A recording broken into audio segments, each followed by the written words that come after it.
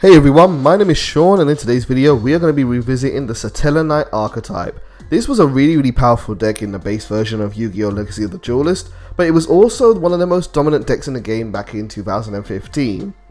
Unfortunately, due to things like power creep, this deck isn't as nearly as strong as it used to be, but it can still be played very much in today's format. So we're going to talk about the deck, and we're going to do a bit of a breakdown. I'm going to teach you how to play the cards, and then we'll do a profile, and I'll show you some gameplay with this deck in action. So before you even think about playing the deck, you need to understand its main card, Satellarknight Trafear. Trafear is an amazing rank 4 monster that requires 3 level 4 Tellarknight monsters, and says if this card is XE summoned, you can return all other cards on the field to the hand. Now this kind of bouncing effect is really powerful and is very similar to Giant Trunade, which has been on the ban list for a very long time. And the reason why this card has been banned for so long is because it had the ability to loop your own cards to get added bonuses for effects unintentionally. And that's kind of what we're going to be doing here with Trafear in this deck. We're going to be looping our own cards while hindering our opponent and continuing to put pressure on them using this card. This card does have another effect, and that you can attach one card as a material to send one random card from your opponent's hand to the graveyard. So you bounce all the cards on the field back to their hand, and then you can get rid of one card just through this card's effect alone. Also, if this card goes to the graveyard, you can target one Tellarknight monster in your graveyard and summon it back to the field. So it is a very powerful engine card, great removal card, and even kind of extends your plays as well. Now the plan in this deck is to abuse this effect, and we're going to be using it with the cards up here. We're going to be mainly abusing it with the cards that help summon this card to the field, and that is going to be Call of the Haunted and Oasis of Dragon Souls, which summons a monster from your graveyard to the field. Now Call of the Haunted is mostly the most important one, that's why we only played one Oasis, but just so that we have 4 copies of it. But having Call of the Haunted is really great, because if you use the monster you summon with Call of the Haunted for an XZ summon, Call of the Haunted doesn't disappear, so it sits on the field and just waits to be, it just sits there needlessly. So you can let it sit there and then loop it with Trafear to then summon out more monsters and keep your loop going. What's nice about Call of the Haunted as well is it can be used to revive your extra deck monsters as well, and then when you summon Trafear, those cards will go back to your extra deck so you can use them again and again. It's really great to be able to do have a Trafear on the field, summoned by Call of the Haunted, then make a Trafear to push the other copy back into the extra deck to keep your loop going as long as you need it to be. Also, we have some Floodgate style cards in here to kind of pressure our opponent. We're doing 3 copies of Anti-Spell Fragrance to force them to set their spells to the field, then we can just bounce them back. And then Imperial Order as well to negate their spell cards. And also Mystic Mind can be looped as well. It is a little bit tricky, you can't just like willy-nilly play this card, but if your opponent has 2 or more effect monsters on the field, you can play this card, turn off their monster effects, and then normally when you make Trafear, because it requires 3 monsters, you kind of always summon it with just one as its own card on the field, and then Mystic Mind will keep their effects negated while this card goes through. So it can work really nicely in this deck, and then you just hold it in your hand until you need to use it again. Now, one more thing about Trafear is that what's really good about Trafear is that once you use Trafear's effect, you can then overlay it for Tellarknight Constellar Diamond during main phase 2. And this card has a bit more of a Floodgate effect, where while this card has XE material, neither player can send cards from the deck to the graveyard, and any card that returns from the graveyard to the hand is banished instead. This is a nice pressure card. It isn't going to work against every single deck, but there are going to be a few decks where this card is really good. And also this card says that during either player's turn, when a dark monster activates effect, you can attach a material to negate it. So this is really good, and you can make it just by having Trafear on the field. But on the opposite side, if having 3 level 4 Tellarknight monsters is getting too hard to do to make Trafear, you can summon it just using 2 monsters via Dark Tellarknight Battalimus' effect. This card only requires 2 level 4 Tellarknight monsters, and then you detach 1 XE material from this card and discard 1 card to special summon out your Trafear from your extra deck. Now, this is still using up 3 cards, but it's not using 3 cards from your field, so it is a little bit easier to go through this play to Trafear. The downside, however, with Battalimus is that you can't summon any more XE monsters for the rest of the turn after this effect has resolved, so you can't go to Constellar Diamond. So you have to kind of decide between the two. Are you going to summon Trevere the hard way and then go for something like Constellar Diamond later on, or you're going to go for the easy way, which is kind of what I'd mostly do, and then just end on Trevere and rely on your other cards to keep you safe. So now that we understand how Trevere is and what the goal of this deck is, let's go and build it. The starters for the Satellarknight deck is going to be 3 copies of Deneb and 3 copies of Uncle High or Unicly. Unica High. I call it Uncle High. Deneb, when it is summoned, and all of the cards in this deck have a similar effect of if this card is summoned, you can add 1 Tellarknight monster from your deck to your hand. So it is your monster searcher. Uncle High does the same thing, but it sends it to the graveyard like a Foolish Burial effect. Now, we've only got 1 reinforcement in the army in the game, and so there aren't many starters, and so I've chosen to add 1 Foolish Burial to send cards to the graveyard that can then be revived later on, and then also Pot of Desires and 3 Pot of Duality. Pot of Duality isn't really an ideal card for this deck because it stops you from special summoning, but it does allow you to fix your hand, and you kind of need that. Because sometimes with this deck, if you don't play cards like this, you end up having to just wait for turns after turn after turn to really have to draw into the right combo of cards, and even then your opponent's going to have disruption to stop you from using your cards. So being able to fix your hand ASAP is really important, even if you don't special summon that turn. Onto extenders. The extenders for this deck are Altair. Altair is amazing. When you normal summon this card, it can special summon 1 from your graveyard, like a Monster Reborn effect, and it doesn't negate its effect or anything, so it will still trigger. This is a great way to go plus, where you can say do Altair, grab Deneb, or grab Deneb, and then Deneb will add another card from your deck to your hand. And it's easy. It's a 1-card way to make into your Batamius, so you can just summon a monster and then go into your Xyz monster here. Vega is, we only run 2 Vegas. Vega is there because it's a name, but also when it's summoned to the field, it special summons 1 from your hand. It's good, but you don't want to draw it too early. If you draw it too early and you haven't got another follow-up afterwards, or you only have like Altair, it becomes less effective, so we only have that. Now, if you only have access to Altair and Vega early on, that isn't good because your graveyard or your hand might not have enough cards to continue your play. So what you can use is Satellarknight Skybridge. This card tags out the monster you have on the field for a different monster from your deck. So you target 1 Tellarknight monster you control and summon another with a different name from your deck and shuffle the target back in. It's a good way of getting rid of the cards you don't need to get to your starter cards like Deneb or Uncle High. Now, what's really nice about Satellarknight Skybridge is that you can also shuffle back in your extra deck monsters if you want to save them and use them again later on. So let's say you ended on Trevere and that's on the board, you can set Skybridge, get another card like Deneb maybe, and then keep it safe and then summon it again later on. So it's a really nice card. The downside of this card is that you cannot special summon other monsters except Tellarknight monsters while that card is face up in the field, and there are quite a few cards like that. I didn't mention that Trevere says that during the turn you Xyz summon this card, you cannot summon other monsters, special summon other monsters, which is why we only really play the Satellarknight monsters in this deck.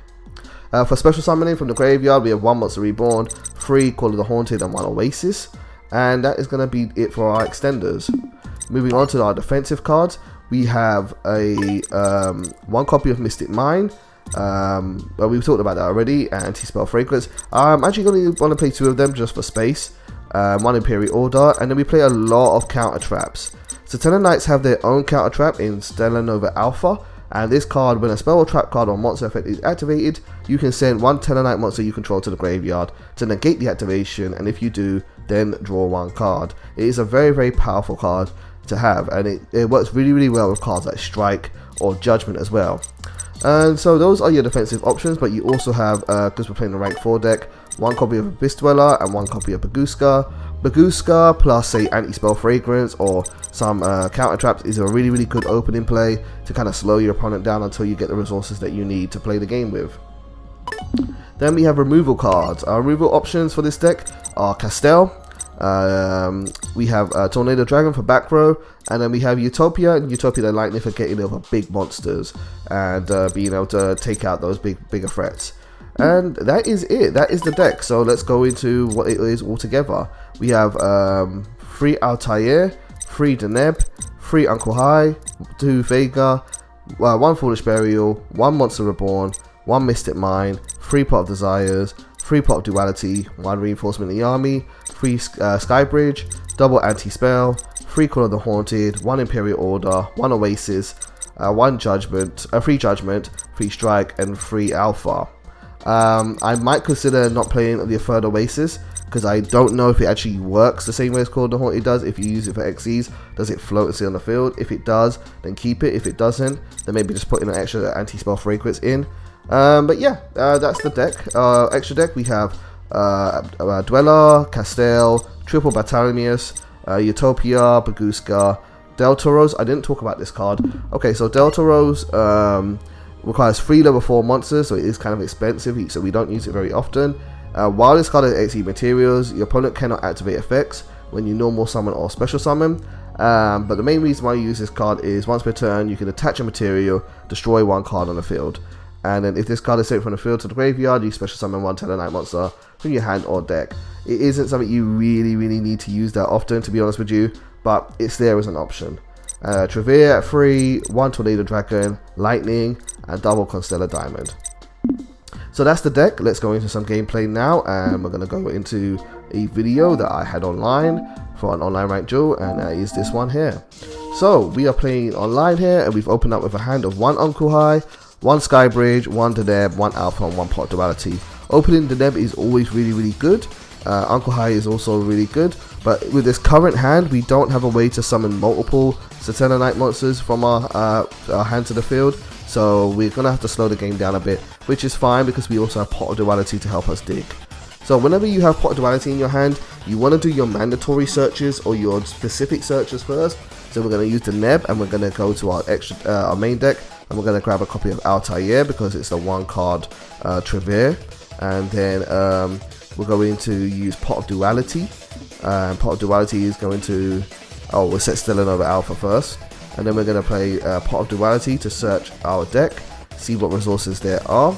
And on top of our deck, we have 1 copy of Vega. Vega is not too bad, but we don't really need it. We're planning to summon Altair next turn. Although you could do Vega to Altair, that does work as well. 1 Desires is good, and Call of the Haunted. Call of the Haunted is even better because we can start looping it. So I'm actually going to go for Call of the Haunted in this situation instead of Desires.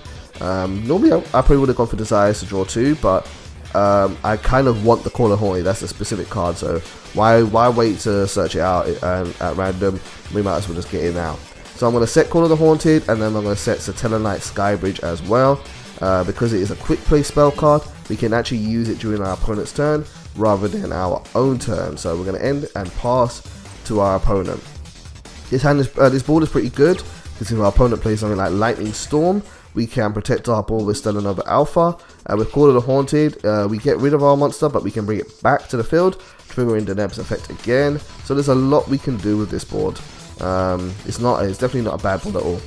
So Onikage sets 1 card to the field, and then we're going to see what he does. He sets another card to the field, and then we will see what happens. Oh, he goes to end phase. So before the end phase, I do want to use Skybridge's effect to get its effect to go. So we're going to use Skybridge to target Deneb, and then we're going to use it to get rid of Deneb, and then summon another card from our deck.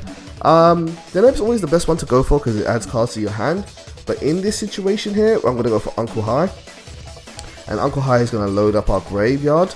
And what I'm actually going to do is use Uncle High as effect to send another Satellarknight card from our deck to the graveyard, and I'm actually going to go and send another copy of Deneb. Deneb is going to then be able to be revived with Call of the Haunted, and then it will trigger its effect. I've always really liked the Satellarknight deck.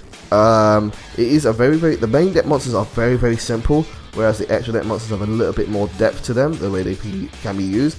But the main deck monsters are very simple. Now, there is a lot of ways to counter this deck now. Ash Blossom really hurts this deck. Vader, Imperm, they are all really good against this deck because they all affect that activate on the field. So I don't think I'll ever see this deck becoming like a top tier deck again. But it does get a bit of a power boost with cards like Zeus. Zeus, the rank 12 Xyz monster that came out in I think it was Rise of the Duelist, I can't remember what it's called, but that is a really good card in this deck because you're using a lot of XE monsters. Using Deneb, I always like to go for Altair because it's just a 1-card summon, and Altair is always a solid card to have in your hand. Really good card to search for. But we already have 2 cards on the field, so we are going to be able to make our Trevere on the next turn, so I'm not going to overextend. So we're going to go to our turn now. We have Stellanova Alpha still on the field, and Solemn Strike is there too. And so we're now going to go into Batramius, and Batramius will hit the field with just our 2 cards. This is a really nice addition. This card didn't always used to be out. I don't know when this card came out, but it really helped out this deck quite a bit by giving you another way to summon out Trevere without having to always go from 3 monsters on the field. So I think this card really helps out quite a lot. It also has good stats too. 2600 attack isn't too bad either. It also makes all face-up cards on the field be dark, which isn't really relevant for us here, but it's pretty good. So he activates Solemn Warning to negate the summon, and because the card is technically not on the field, and this is one of the downsides of this deck, if the card hasn't technically been summoned to the field and the summon is negated, you can't use your alpha. So because Dark-Tellarknight technically wasn't summoned because the summon is being negated, I can't negate Solemn Warning in this situation. But that's fine, we got rid of one of his threats, and now we're going to use Altair, and we're just going to do it again.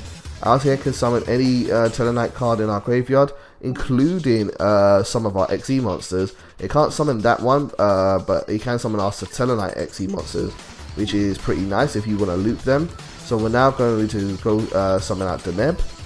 Deneb hits the field, and Deneb is going to trigger again, giving us even more free advantage. And this is what Tellarknights are really good at. Once the deck gets going, it gets going really well. But I don't like a lot of the builds I see out of there, where people like to play it with lots of back row heavy cards. I think that's the wrong way to play this deck. I think if you rely on back row heavy, you're leaving yourself open to bricking.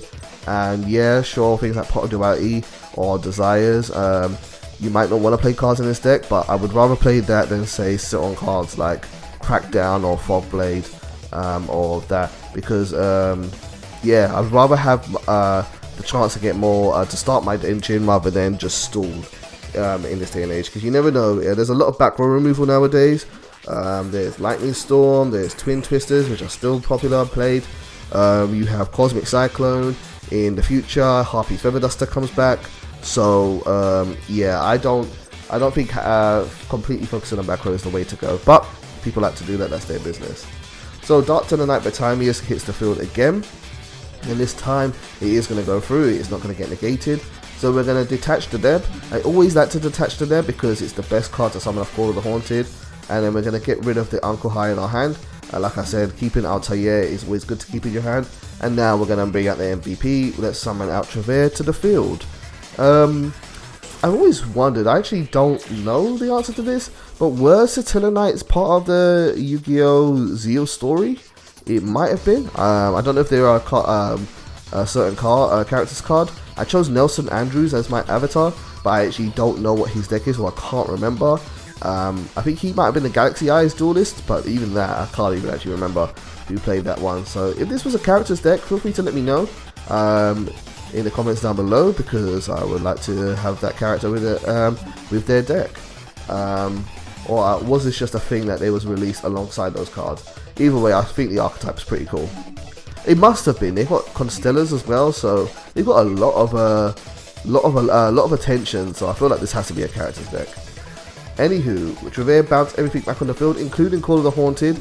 So this is royally what we like to do here. So we're going to poke for damage, do 2100 damage to our opponent, and then that's going to go through. And then we're going to set up our board again and just let it all go through. Now, Stellar Nova Alpha can be used with our Trevere, and what's nice about using it with Trevere is Trevere will float and will summon. I think Trevere is the one that adds, I can't remember which one it does. I think Del Trios is the better one, which summons a card from your deck. I think Trevere will let you add one from your deck to your hand. Can't quite remember. But I'm not going to wait anyway. I'm going to play Call of the Haunted right now, and we're going to summon out Altair. Altair will hit the field, and his effect will trigger. We're not going to play into Mech Knights because I still don't know what my opponent's playing. We've seen Reinforcement of the Army, and I don't even remember what he searched, to be honest with you. Or did we just get rid of it? We got rid of it, didn't we, via Trevere. And then Deneb is going to be summoned via Altair's effect, so we've already got 2 monsters on the field again. And we're going to keep on going plus, so Deneb is going to trigger. We've already got all our Altairs. We've pretty much got access to all of our Satellarknights already, but there's still a few we can use, so I'll probably go and grab a Vega or Uncle High. Yeah, let's go for Vega, because Vega into Altair is 2 monsters. That's pretty good too. And then we're going to let our opponent play the turn, and we have 2 negates on the board. He plays Lightning Storm. Wow. So he plays Lightning Storm, and so this is a good opportunity to show off how Stellar Nova Alpha works. So Stellar Nova Alpha is going to activate.